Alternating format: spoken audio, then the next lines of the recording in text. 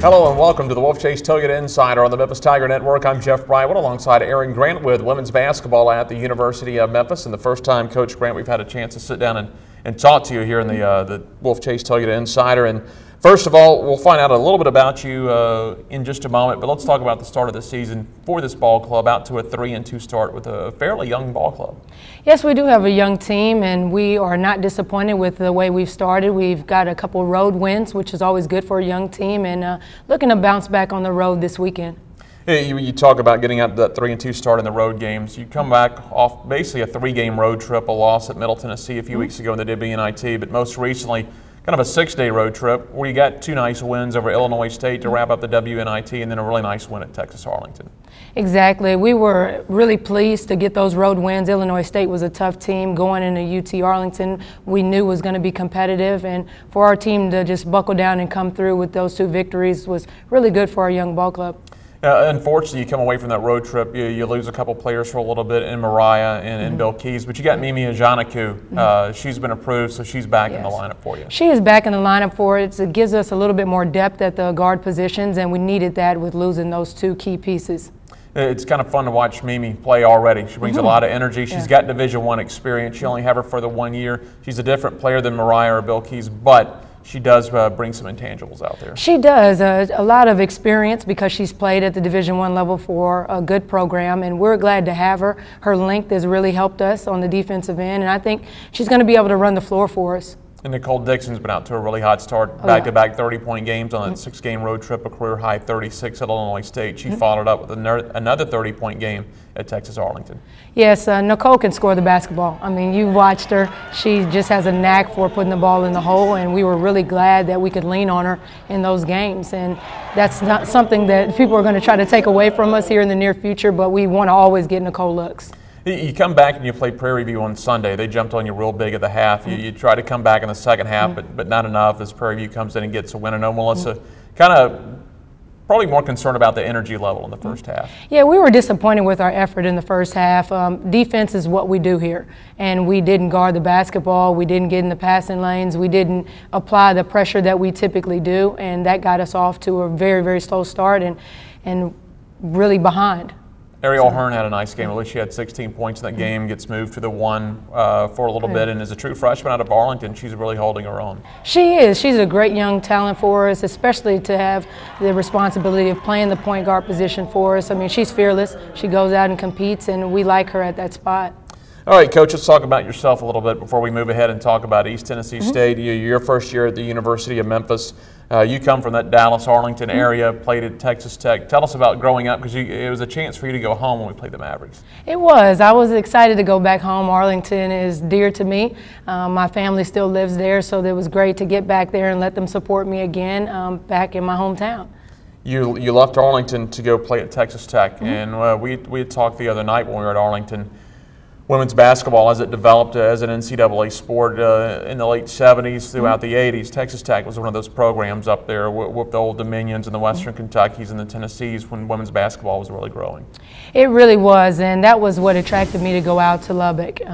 Coach Marsha Sharp is a legend in the game and taught me a lot about respect for the game and how she was a pioneer for it, and just really excited about being able to go out there and contribute early on in my career and just have a great 4-year career as a starter there as a point guard. One of your coaching stops once you got done playing was back at Texas-Arlington, who we just played, and they had the brand new arena. It had to be nice to be able to coach back around the family and the friends at home. Oh yeah, it was great, and that new arena is phenomenal. It's a great place for women's basketball there, so it was good to go in there and get a road win. You were at New Mexico for 1 year before you came to the University of Memphis. Tell us about that year in New Mexico. The year at New Mexico was up and down, but I learned a lot from Coach Sanchez and the staff there, and our team was relentless, and we fought through some injuries as well, and I'm just glad to be a part of their program for 1 season. And the Pit is an amazing place to be a part of, and the fan support back there is great. You made the move to the University of Memphis. Talk about the decision making and talk about how the process, how that came about, how you got to Memphis, and how you came to work with Melissa McFerrin. Well, I knew and respected Melissa McFerrin and really got in contact with her early on and just saw her out on the road recruiting and got to know a little bit more about Memphis basketball. And when she offered me the opportunity to come out here and check things out, I just knew this was a place on the rise and something I really wanted to be a part of and I could learn a lot from. Is that a job that you really were aggressive in pursuing? Did she kind of come after you for the job, or is it kind of a mutual deal? I feel like it was somewhat mutual. She did speak with me there at the Final Four just to know my interest level and some more things about me. And that's one thing I really liked about Melissa is she's really invested in this program and wants to know who's going to be around her, who's going to be on her staff. So that was the early conversations that we had, and then it all ended up working out with Danielle getting the head coaching job. Right. It's got to be a fun time to be here with the young players because we just graduated a very experienced class, a lot of seniors in that one, so you're trying to rebuild, not rebuild, but build up again with 8 newcomers on this team. Definitely. With the newcomers, we've done a lot of teaching, but they're young and they're ready to learn, so it's always a great place to be for us. Is that kind of a fun time for coaches when you have a lot of newcomers or a new team because you get to go back to teaching? When you have an experienced team, it's almost a motivational thing to keep them going because they've been through the routine, but a young team, you actually get to be hands-on and teach them every step. Yeah, we can, and we can build their habits right now. Some of the veteran teams, they're set in their ways already. Right. They know what they've done, and now we are able to really create a situation where our youth can grow early. All right, well, it's great to hear about you and your thoughts on Memphis. Let's talk a little bit about what's coming up. Friday night, you'll go up to East Tennessee. Chance for Nicole Dixon, I guess, to play around the area she's from. But tell us about East Tennessee State. I know they're 0-2 so far. They've got a couple losses to High Point, Tennessee, Chattanooga. But by the time we play up there Friday, I believe it'll be a 13-day gap between the time they play their 2 games. Yes, I'm sure they'll be well coached and very well prepared for us. We need to go up there with a lot more energy than we started with at Prairie here at home. So we're looking forward to competing against a good ball club. Even though they have 2 losses, I've scouted them, and I know that they're very athletic. They're going to be aggressive and try to take it to us. And they have a special go-to player that's been there for a couple seasons. They've got one senior, you talk about a go-to player on the roster. They're listing 11, either sophomore or freshman. So it's kind of the same position you guys are in with a lot of newcomers, a lot of young players. What do you see out of this team? There's only 2 games really to watch on film to see a team like this because they're so young.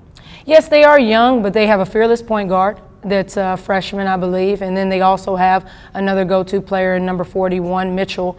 She's going to be a person that just has a knack to go get the basketball and score. She's averaging about 20 points right now, and I want to say 5 rebounds, so we're really going to have to limit her touches. All right, well, sounds good, Coach. Best of luck on the road trip. It's great to kind of get to know you, and welcome to Memphis. Thank you. That is Erin Grant, and I'm Jeff Brightwell. This is the Wolfchase Toyota Insider on the Memphis Tiger Network.